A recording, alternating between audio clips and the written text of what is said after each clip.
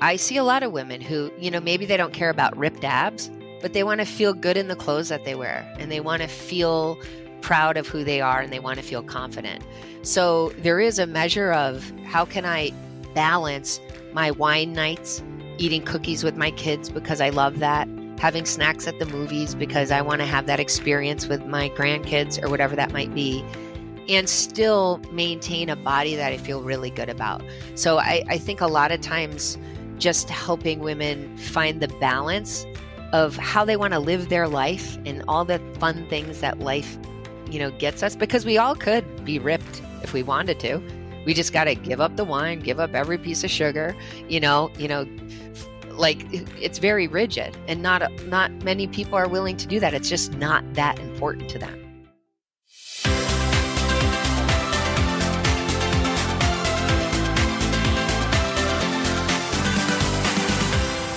Hey there, I'm Aimee Connell. Welcome to Graced Health, the podcast for women who want simple and grace-filled ways to take care of themselves, all with a little bit of chocolate. I'm a certified personal trainer and nutrition coach who wants you to know your eating, movement, and body don't have to be perfect. You just need to be able to do what you're called to do. Today's guest, Aimee Nicotera, brings we get real applicable today, just applicable ways to move your body after 40, because I know many of you are in your 40s and 50s, as well as offering a different perspective as a fitness professional who battled cancer in 2019. Aimee Nicotera is an international fitness presenter and virtual studio owner with over 25 years experience.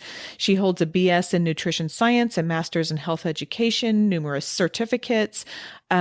She's the creator of the fitness DVD series 2x2 Conditioning and Take 20, as well as the format E5 Collective, which we do talk more about. She has extensive experience creating group fitness programs, and she does consulting, researching, and writing for fitness product companies.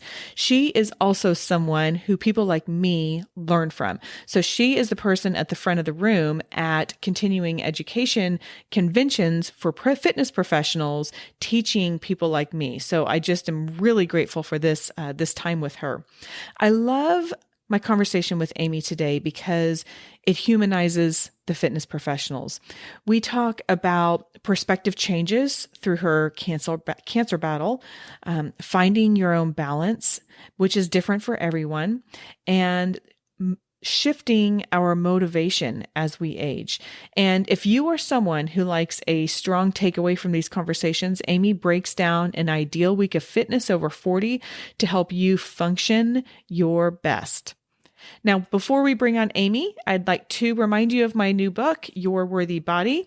This is for women who would like their own different perspective on their body, their movement, and their eating. And it uses exercise science and nutrition science all through a lens of faith to break some of these rules from diet culture, maybe some other fitness professionals, not Aimee though, that's for sure. And really just kind of brings that in to empower you to figure out what is best for you. Okay, let's bring on Aimee. Aimee, I'm so glad you are here on the Graced Health podcast. Thanks for coming. Thank you for having me. I'm excited to be here.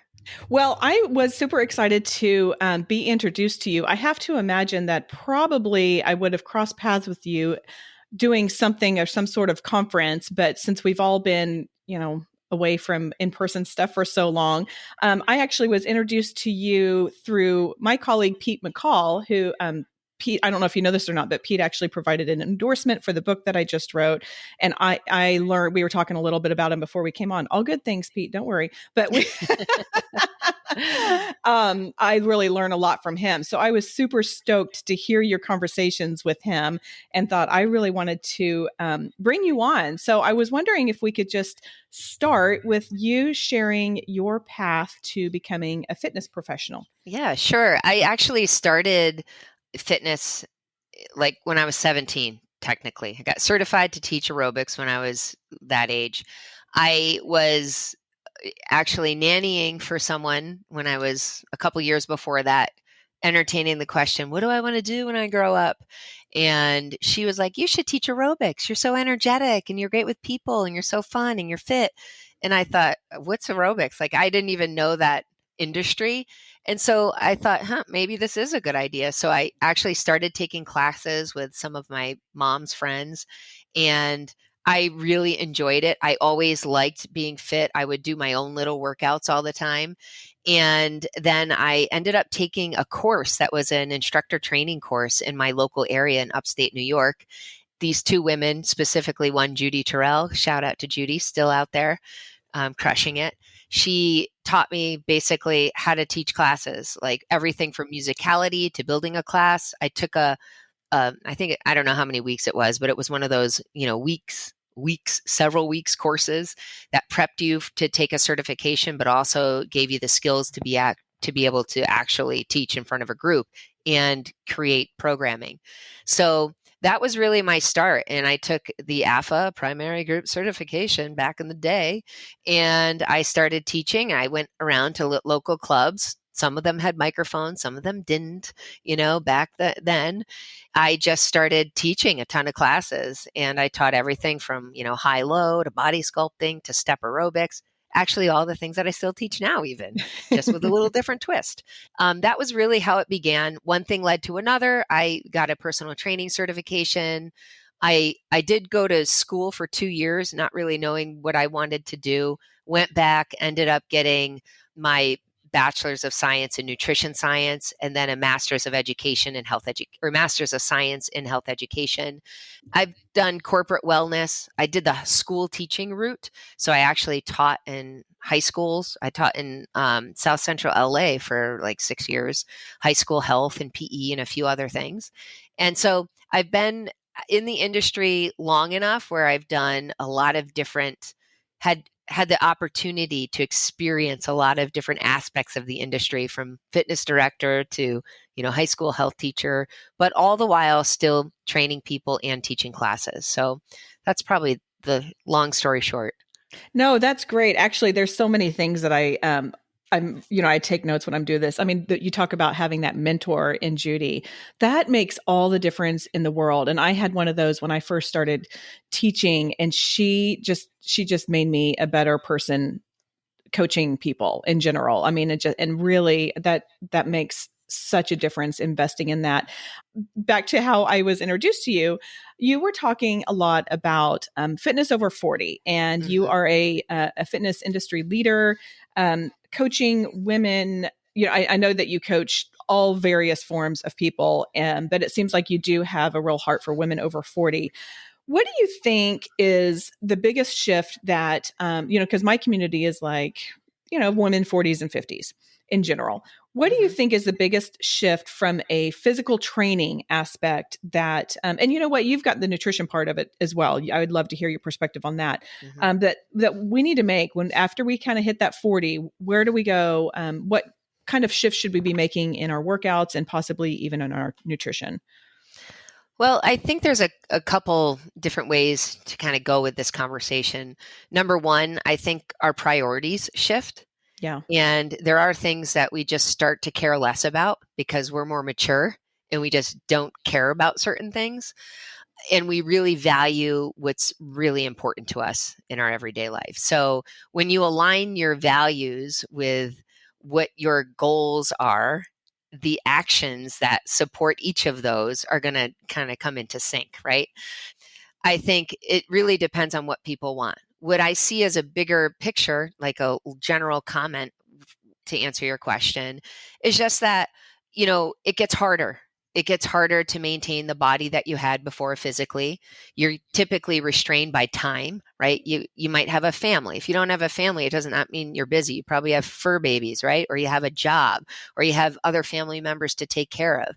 Life gets full. So it becomes this balancing act of where stress management is a huge component. So we look at the whole picture, right? Are we sleeping? Are we managing our stress? Are we taking care of all of those things that aren't actually physical exercise and, that type of thing? Are we eating to fuel ourselves and to feel great and not in response to some emotional, pattern or something like that? So I think there is a shift. I think consistency is important. You work out to feel good, for mental health, right? For stress management. Staying consistent is super important. I also think if we just talk about exercise in general, we have to do weight training. I think there's a lot of women that just want to feel the sweat because they're like, I need a release, right? And they're just like, let me get my endorphins up so I can not kill someone today. Yes, right? And so we like that, but also to get the physical things that we want our body to look like, or that we need our bones to be strong, our metabolism to be rocking, we do need strength training. So I think finding a consistent schedule that, gives us what we need and what we want is probably, super important, especially as we age. We get more restricted with time. And, I think it's more important to focus on what you really value and what your goals are. Oh, That I was love probably it. not a great answer, No, but I that's have so great. much That's more to great. say, but I'm I trying not know. to Yeah. go on and on. No, I love that. And I think what you've really hit on the nail on the head with, what you value and what your goals are. One of the things that I really like about training women over 40 is often they will come to me and say, I just need to take care of myself. I'm not so worried about having, about losing weight or having a particular size body or any, like they're taking away the visual Exactly. aspect of it and more of like, just exactly what you're talking about. Like you've got a lot on your plate, no matter what your life stage looks like. They're busy, we're busy. And so it's more of like, what I'm valuing right now is having a little bit of self-care and taking care of myself and getting moving. And I love how you talk about with the strength training too, because, we grew up with a lot of cardiovascular aerobics Mm-hmm. influence. And, there were definitely some people who had it right. I mean, like I'm specifically thinking about Kathy Smith. I mean, she was Mm-hmm. into strength training in the 80s. I mean, she was into Mm-hmm. yoga in the 80s. I mean, she had such a well balanced focus, but not everybody, a lot of me, I mean, like I remember putting the VHS tape in my game room, doing a lot of, jumping around and dancing around and moving the hips and Yeah. all of that kind of stuff. And I think we get, Stepping. yeah, yeah. And then because, well, and then of course I'm like getting off this. Anyway, I won't even get into that. But no, I But think you're right. I hear you saying, cardio was something that was kind of the general thing. And yeah, I don't want to send the message that it's not great. Like I feel like moving is great. So number right. one, the best thing you can do is find some type of movement or exercise that you enjoy and do it regularly and consistently, and not hurt yourself. Okay. So let's just rein it in if Amen. it's Yes. unsafe, get it in the safe rein. And then who cares? Do what you like to do if you're going to do it regularly. And then I think, like you just said, you're less focused on a size. You're like, okay, listen, I want to ski with my kids on the weekend. I want to be able to keep up with them, or I want to play golf, or I want to be able to like run with my dogs or get down on the floor and get back up again without having to hold on to everything. So, can I train for what I like to do? Right? If I like to do these things, let's just make sure I'm fit and feeling good and injury free so I can do the things in life that I enjoy with the people that I want to be with. Right. So I definitely see that shift. And I think like I love cardio, and I mix it up, of course, but don't kick it out because you love it, but you think I don't want to do it too much. Just do your thing, keep it going, right? Whatever you do, don't stop. Right. Oh, yes, I'm 100% in alignment with you. And yeah, really great points. Great points. And really, what I hear you saying is like find something that keeps you moving, that you love doing. I always say that brings you joy. Strength training is a great thing to add on if you're ready for that next step. And a lot of it's a balancing act too, right? Because we don't want to overtrain our bodies. We don't want to over strength Yeah, train, but there's yeah, definitely something to like just huffing and puffing and sweating and all of that. yeah, But then also getting to the point that it's like, oh, we don't have to just be drenched in sweat at the end of our workout for it to be effective. And I think that is exactly. a big mind shift for a lot of women our age is, oh, wait a minute, I can do mobility Yeah. and I might Or not be sweating craze. yeah, or I didn't feel like I was going to die. That doesn't mean it wasn't a great workout, right? Right. Yeah. Right. Yeah. And one Completely thing I agree. think over my years that I've learned and what I've come to value is that I've always done personally different things. Like I always taught different kinds of classes. I always, had different interests and always trained, in different modes. There was never one time where I was just like running every day and that was all I was doing. And I think we know now that that's actually what builds a resilient body, right? This variability. So the more things that we can do and kind of tap into and get us excited and like go for it, explore, have fun. Yeah, I completely agree. I think a lot of times for people who maybe are more type A, or I'm going to get in a plan and follow the plan and do, that we can get overly focused on that and not allow ourselves that variability, which also is really great for the mind. It's like, oh, I'm going to do something new today and something different. And I understand, like, I have a client who just joined a Pilates gym, 1 month membership. And she's like, Aimee, I don't know. And I was like, you can do this. You just have to give it 3 times and then you're going to really like it. But, like allowing yourself that awkward period, I think is really helpful as well. Yeah. I agree. And I mean, I'm sure we'll touch on this later, but just getting out of your comfort zone is like, there should never be a time when you're not willing to do that. And it permeates every aspect of our life, right? Because that's where the magic happens. You got to go there to get the magic, find the joy. Yeah, you don't get stronger in any way if you're not stretched, right? Correct. What other cliche can we come up with? It doesn't challenge you. It doesn't change you. No. Come on. Yeah, no, I love it.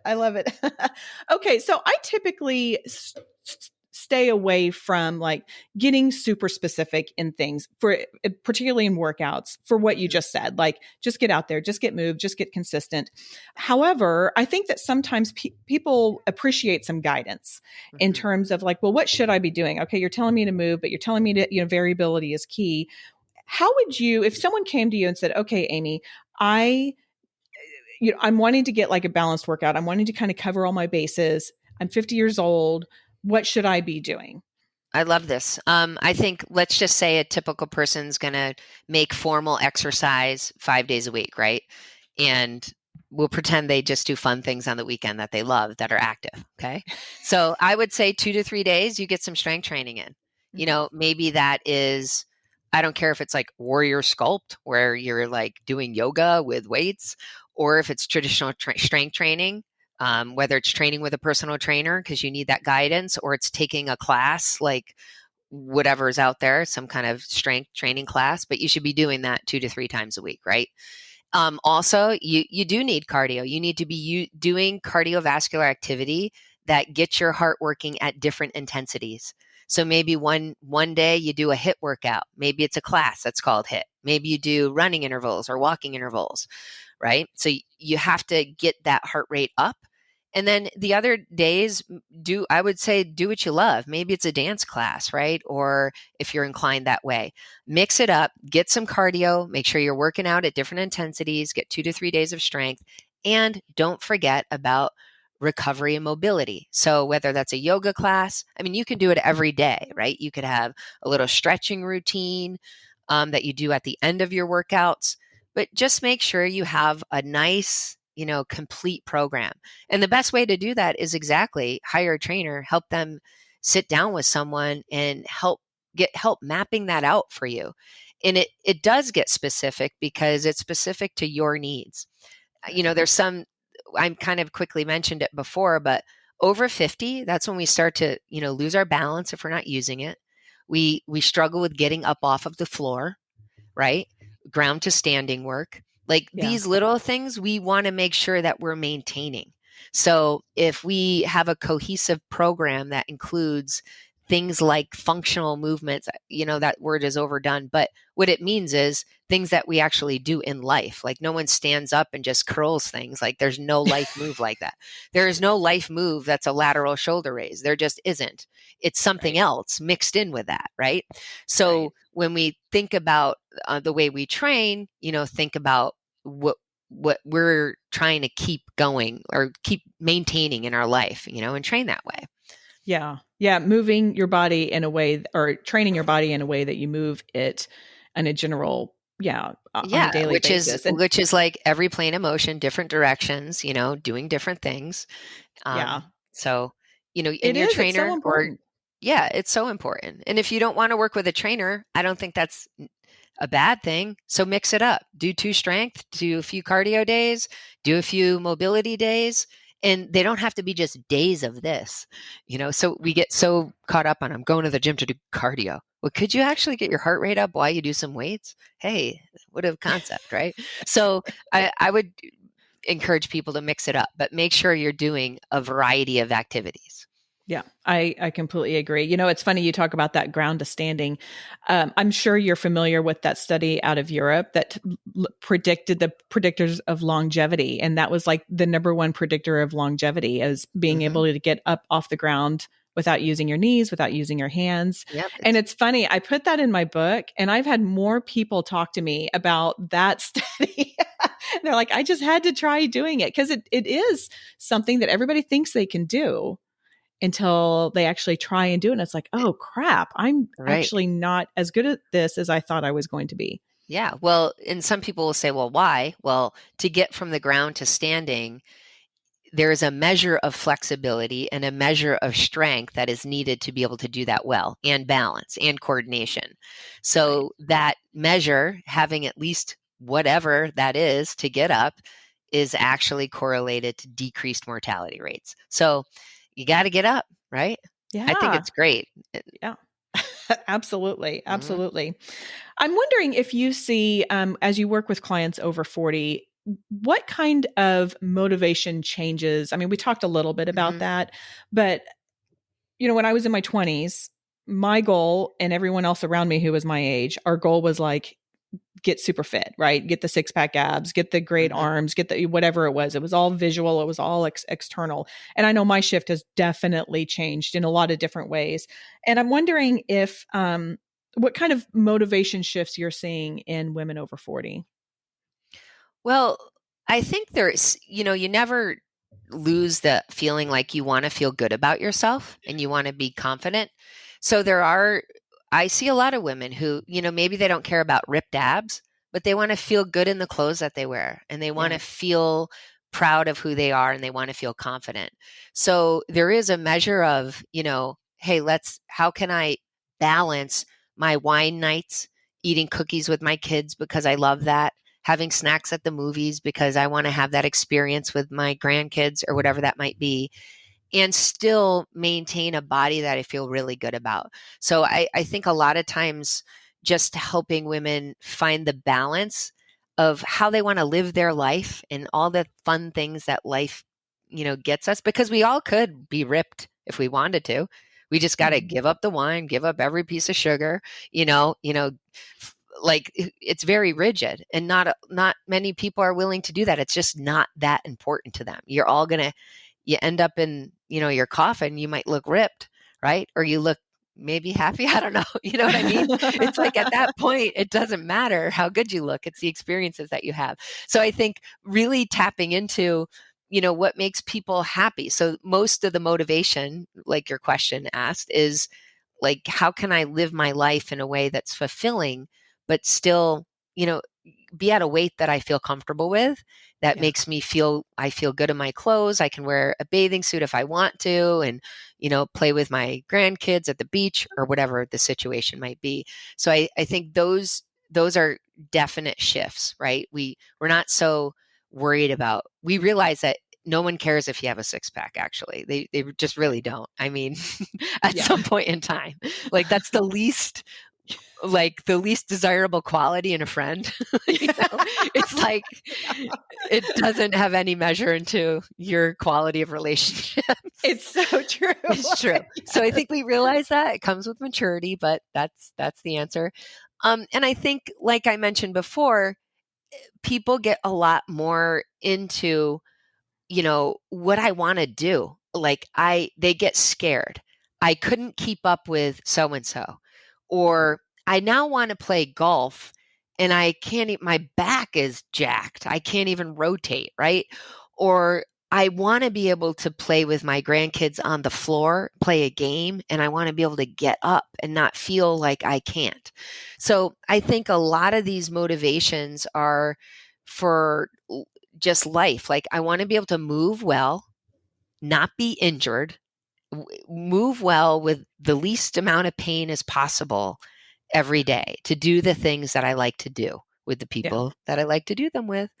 And I think that's the biggest shift. And I do think people still want to look good. Like most women, they do get frustrated. They feel fat, or they don't like this pooch here, or whatever.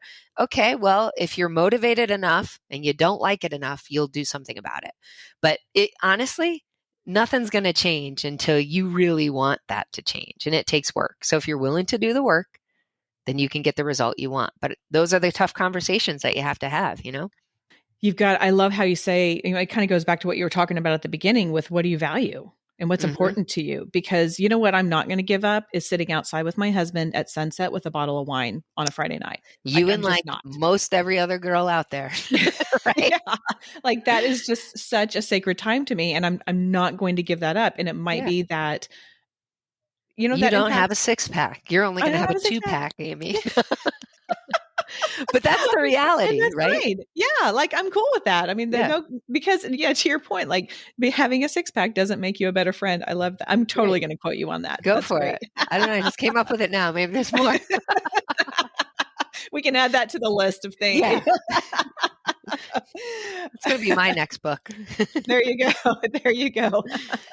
Well, one of the things that you have shared about is that you battled breast cancer in 2019. And I would love to hear, so I bring this up for two reasons. One is I would love to hear how that has changed your perspective about health.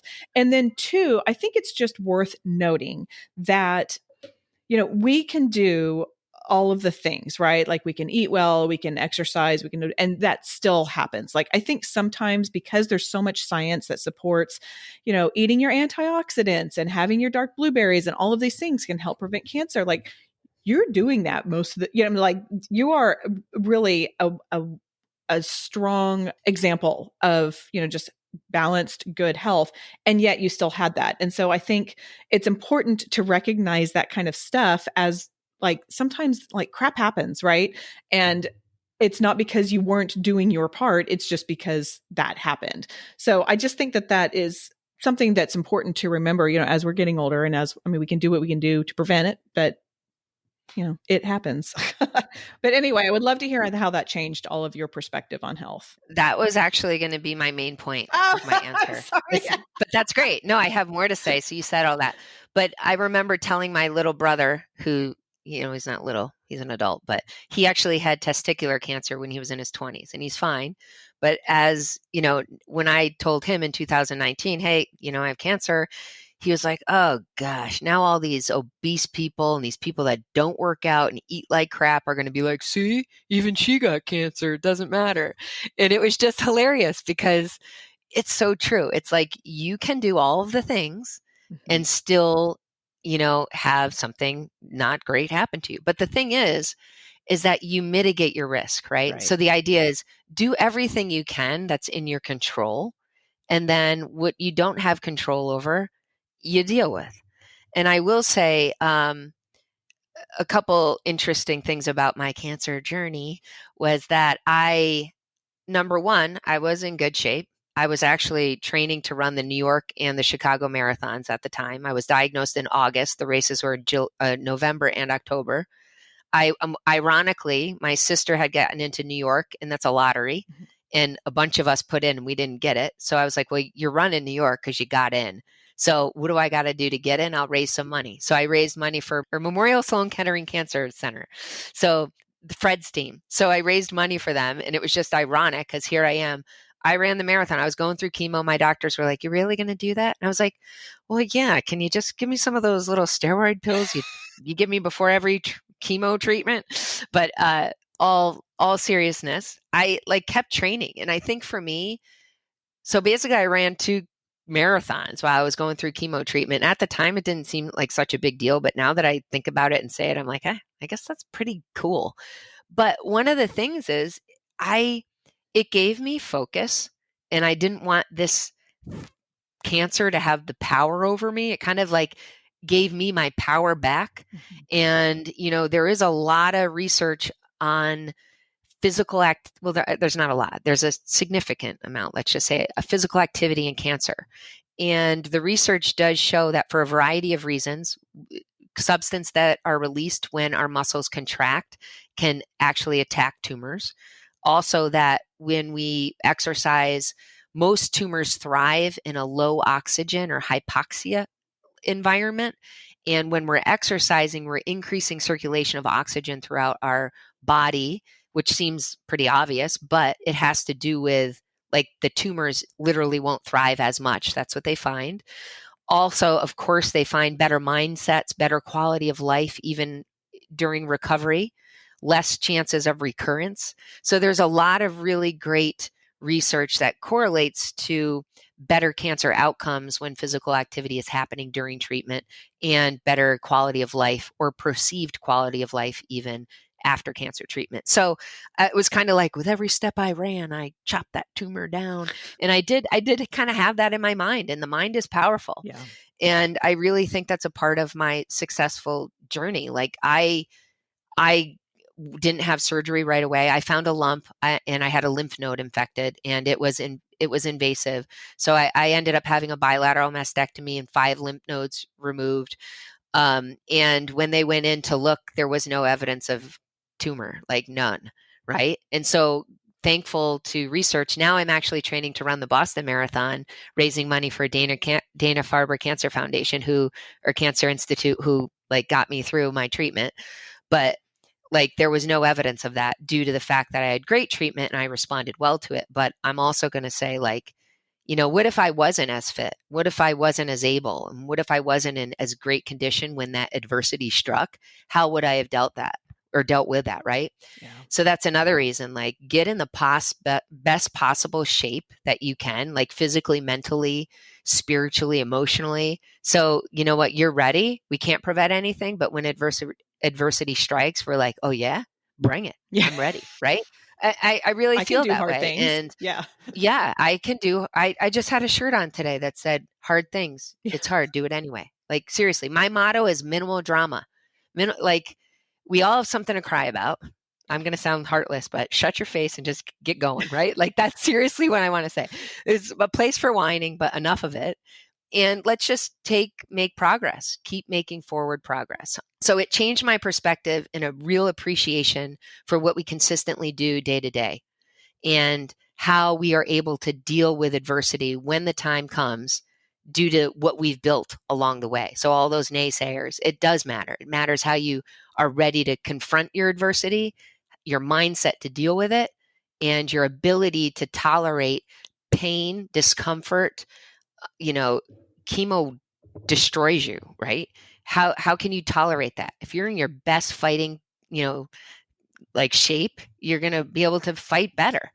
And not everyone has, it's not all in our control, but it's going to give you more power to at least do that. And sometimes I feel bad, like why was I the lucky one? I can list a lot of reasons, well, maybe I was, but there's a lot of people that don't have that are still in great shape, but you still do the best you can with what you have to work with in light of your adversity. So that's that. I think it's changed me, and like it puts things into perspective. Again, like who cares about the 6-pack? You can still get cancer, right? Yeah. So why don't we just enjoy life and do things that we want to do that are fun and keep us healthy and ready? Like it just puts things into perspective. Like what is really valuable? Are you spending time with your family? Are you worried about like the cookie you ate or the fact that you got to hug your son again, right? I don't know. It just made me a little bit less. I mean, I'm empathetic. We are all fighting our battles, don't get me wrong, but I do think there's like, let's focus on the important stuff. A lot of the stuff that happens in life and in the world is just blah blah blah blah blah, right? Like, come on. Well, and what you were saying a second ago really gives a fuller definition of training to me, right? Like, yeah, we're training our body and we're training our heart, but we're also training our mind to fight through things. And we're training, our I think it works all together. And anyway, so that just, it makes me think it's like, you're training, for strength or to run Boston, which by the way, congratulations. Cause I know that's a really huge deal to do. Thank you. And you're training for that, but at the same time, that will also help you prepare for whatever life throws at you. Yeah, and exactly. And being able to endure that better. Yeah. Yeah. Well, thank you for sharing that. And I'm sitting here doing the math. So you had like a 2-year-old at the time. Yeah, like, yes. That's He was like, he turned 3. Well, yeah, he during. was 3. He Wow. was 3, right? Yeah, 3 he turned, and then he turned, yeah. He didn't even know I was sick. Wow. Like, he knew I went to the doctors, but he was kind of too young to, To even you realize. know, Yeah. uh, Wow. yeah, But that's he hard didn't know though. any Well, differently. and especially when they're so young, they don't know they still need everything. It's not they're like, mom's Yeah, not and feeling great. I'm gonna back off. yeah, I have an amazing family. My parents live nearby. My sister is nearby. So like we had a whole team that went to I did this whole like cold cap therapy. It's out now, but you can actually constrict the hair follicles on your head while you're getting treatment to help your hair not fall out. Oh. And there's a really legit way to do it at certain locations, but there's a bootleg way to do it where you bring a cooler and you find it online and you wear these cold cap. It worked and my hair didn't fall out, but not that I really cared too much, but I was like, let's try it. Insurance reimbursed me. It was great. So we had this whole thing going. We were like, it's Friday. It's chemo day. Let's go get it. Got the cooler, got the dry ice. It turned into like kind of a thing. Um, but yeah, I'm very appreciative of the support system that I had Yeah. and have. So Yeah. Yeah. Team Aimee, it sounds like. yeah, it was great. That's fantastic. I want to go back to talking about kind of workouts and getting well-rounded workouts and balance and all of Mhm. that kind of stuff. My community, and I think that this is not just my community. This is a lot of people in general, but they'll kind of fall into two camps. One, like I'm doing my own thing, I'm doing the research, I want to find out and I want to figure it out, and they like totally geek out of that over that stuff. Mhm. And I'm one of that, but I'm also a fitness professional. And then there's the others who are like, I don't want to think about it. Just tell me what to do. Just show up. I just want to show up and follow along. So one of the things that I wanted to talk about, but make sure that we talk about before we get off, is your program called E5. For especially, I think it would be great for anyone, but particularly for those who are like, just show me what to do and tell me what to do. So Yeah. tell us some about E5 and what you would want people to know about it. Well, E5 Collective is a fitness format. The E stands for explore. The 5 stands for the 5 segments of the experience, which make up the whole, the collective. Okay. So the 5 segments are prepare, endure, engage, push, and recover. They're all action words. We bring those words to life through the movements that we do and the strategies that we put into practice during those phases in the experience. They are transferable skills to life. Yep. So E5 is based on the scientific pillars of variability, variety in the tools that you can use with the structure, variety in the heart rate intensities of the experience, variety in the movement patterns, and the planes of motion. So variability is one. The second scientific anchor is cognitive health. We do brain training strategies that are research based to promote cognitive function. Love it. The third is play. We know that if experiences are enjoyable, people are more likely to do them again. And so we integrate play and fun into that experience as well. And then the fourth scientific pillar is mindset. So we do the whole idea of coaching throughout this is to really formulate and foster this growth mindset, much of what we just talked about on this whole podcast. Like, this is my creation. So all that kind of mind stuff I put into this fitness experience. And it's really about learning to get uncomfortable and be comfortable getting uncomfortable, to be able to challenge yourself, to be able to be smart. It's not about the hardest workout ever, because E5 Collective is not the hardest workout ever. It's probably one of the smartest workouts ever. But you work hard sometimes and you don't work hard sometimes. And you endure, which implies some suffering, and then you recover, which implies another intensity level. So it's about minimal equipment. It uses one piece of equipment that provides an external load for the experience, but you can use a med ball, you could use a dumbbell, 2 dumbbells, resistance bands, a variety of tools, vipers. So basically for fit pros, it's a training course you can take, and you can get trained on how to teach it. It's all online, super accessible, and you can get programming every month. And I tell you what to do. And the thing is, I don't care what you do exactly at what moment you do it. There is a structure if you're really wired that way. Or if you're like some of those people that like to do their own thing, you can plug and play and pull that programming to meet your own needs or meet the needs of your clients or participants. So it's very inclusive. We coach we want everybody kind of at the same party, but doing a little bit of different dance. It's all time based. So you do you in that amount of time. It's specifically designed to be inclusive and meet a wide variety of abilities and fitness levels. And I love how you have incorporated a lot of the science behind it beyond just the physical or the physiology of it, because that is such a huge component of it as well.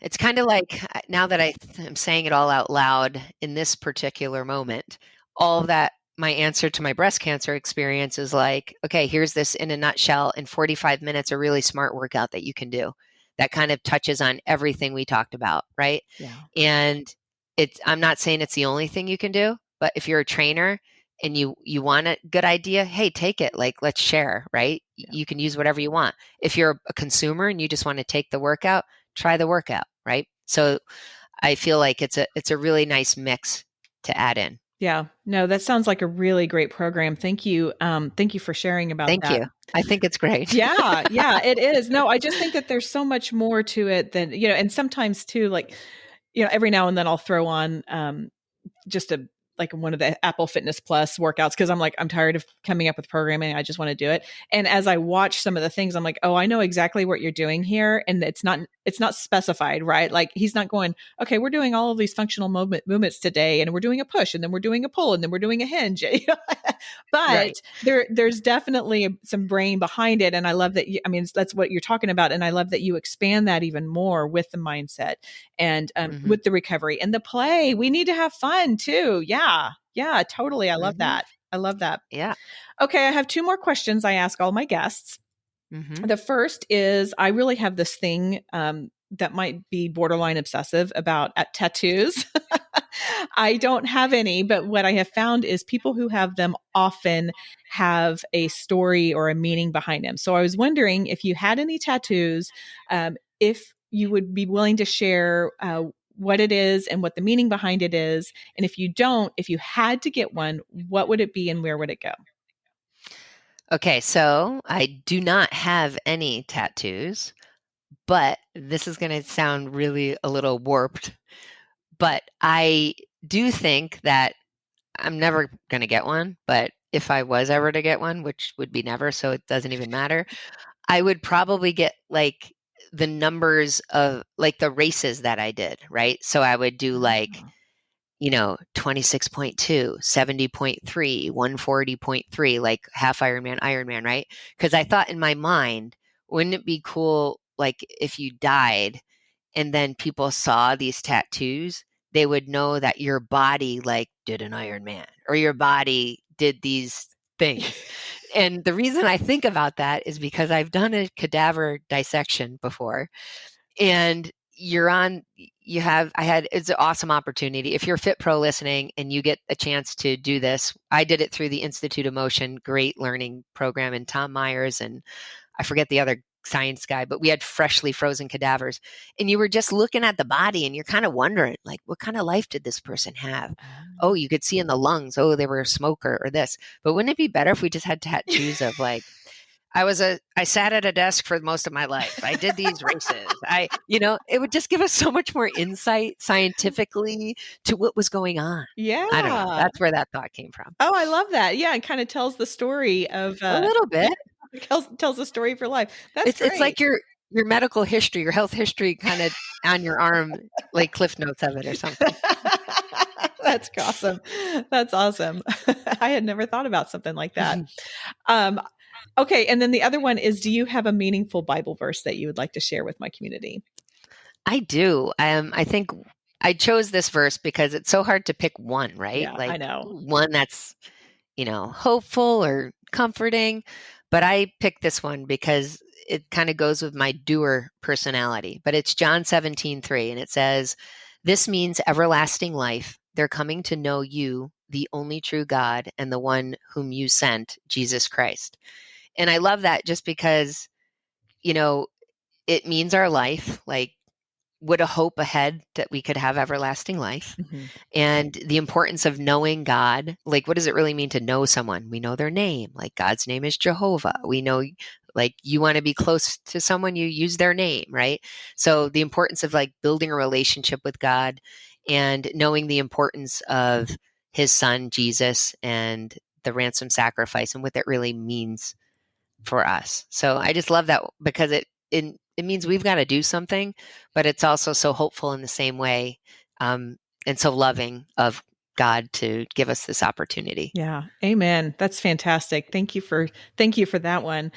Okay, so Aimee, tell people how they can connect with you, how they can learn more about E5 Collective and all of that kind of good stuff. Awesome. AimeenNicotera.com is just my name. And I'm super spell it for I'm people super because it's original. different than this Aimee. Oh, it is true. It's AIMEE, and last name is NICOTERA.com. And then E5 Collective, you can go to that website as well. It's just the letter E, the number 5, collective, all mushed together.com, e5collective.com. You can learn how to just take the workout if you're interested, or teach the workout if you're a fit pro, either or if you just want to earn some online continuing education credits, you can just take the course and call it a day and get a little extra learning. So That's great. I'd appreciate any support. Yes. Thank yes. you. Well, I will definitely be putting that in the show notes. So go check out Aimee and her stuff, you guys. It's really, really good. And I love your the stuff that you put out there on your Instagram feed too. Oh, just because I keep doing other people's plank challenges. That's my new thing. I'm like, let me see if I can do this. This is fun. It's, that's a great example of how we all need to just spice things up for ourselves sometimes. Mhm. And like, sometimes I look at something, I'm like, I don't think I could do that. And I'm like, then I try it. And guess what? I can. And so I think that's such a good, like, learning, and maybe we can motivate each other to just step out of our comfort zone, Yeah. like literally Yeah. do something fun. Yeah, that's a great reminder. Awesome. All right, Aimee, thank you so much for your time. This has been so fun. Thanks. That was such a cool and just fun conversation. And I'm really grateful for Aimee's time coming on. If you are interested in her E5 Collective program, or if you're a fitness professional who wants some continuing education credits, head over to e5collective.com. I'll also have that in the show notes. And I will have all of Aimee's contact information in the show notes as well. Go follow her over at Instagram. She really does do those little challenges, and it's fun to watch. It's inspiring to watch, and maybe one of these days I'll do it myself. Hey, if you found value in today's show, here are 3 things that would be really valuable to me, and I do not mean that lightly. This really is helpful when you do it. Number 1, rate and review this podcast. I know it can be confusing to do, especially on Apple, so I have a link in the show notes that says click here to leave a review simply. And that's all it is. It's super simple.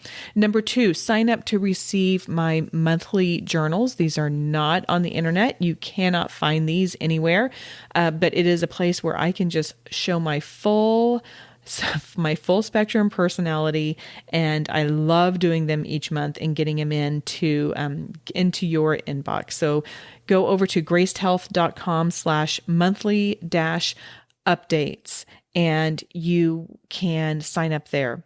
Number 3, purchase a copy of my workbook, Your Worthy Body, Find Freedom in Health by Breaking All the Rules.